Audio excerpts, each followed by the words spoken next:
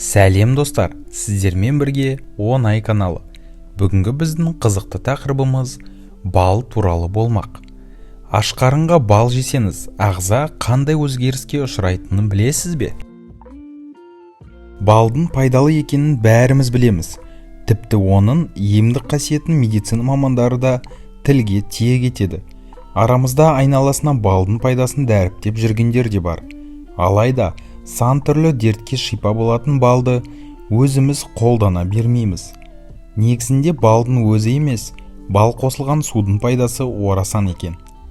Егер аш қарынға бал қосылған су ішсеңіз, ағзадағы клетка мен ұлпаны микроэлементпен қамтамасыз етеді.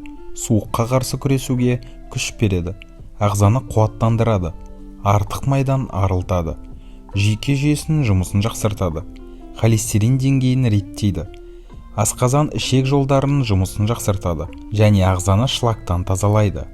Сонымен қатар, терінің, шаштың және тырнақтың саулығына жауап береді.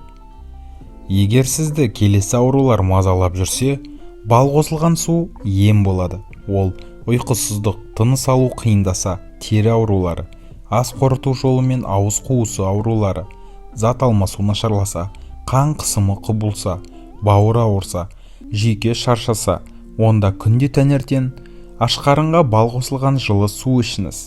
Бұл әдісті медицина мамандары құптайды. Әсіресе таңғы асты кейінге қалдыратындарға немесе таңғы асқа уақыт таппайтындарға міндетті түрде бал қосылған су ішуге кеңес береміз. Егер сіз бал қосылған су ішуді әдетке айналдырсаңыз, онда саулығыңызды сақтайсыз. Күні бойы көңіліңіз көтеріңкі болады, әрі ағзаны қуаттандырып, өзіңізге сергектік сыйлайсыз. Ем кезінде мынаны ескеріңіз. Яғни балды көп мөлшерде қабылдауға болмайды. Айталық ересек адамдарға күніне 130 грамм бал жеткілікті. Осы мөлшерді бөліп қабылдасаңыз тіпті керемет болмақ. Сонымен қатар, бал қосылған су ішуді 2 аптадан асырмаңыз. Емделу мерзімі 2 апта, сосын 10-15 күндей үзіліс жасап, емді қайтадан жалғастыруға болады. Бал қосылған су ішкен соң шамамен 25-30 минуттан соң таңғы асқа отырыңыз. Таңғы ас ішу міндетті. Тамаққа тойып алған соң бұл суды ішуге болмайды. Демек, таңғы, түскі немесе кешкі астан соң бал қосылған су ішуге кеңес бермейміз. Бал қай кезде қауіпті? Бал қосылған су барлық уақытта да пайдалы емес. Емдік қасиетімен бағалы саналған балды тым ыстық, яғни 40-50 градустағы қайнаған суға араластыруға болмайды.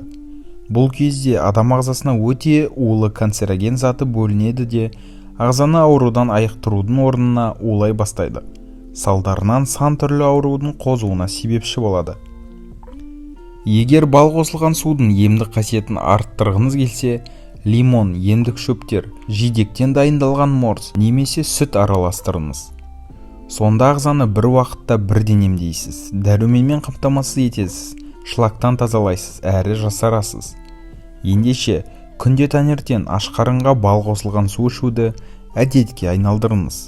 Осымен достар, бүгінгі видеомыз өз соңына жетті. Бұл видео сіздерге пайдалы болды деген ойдамыз.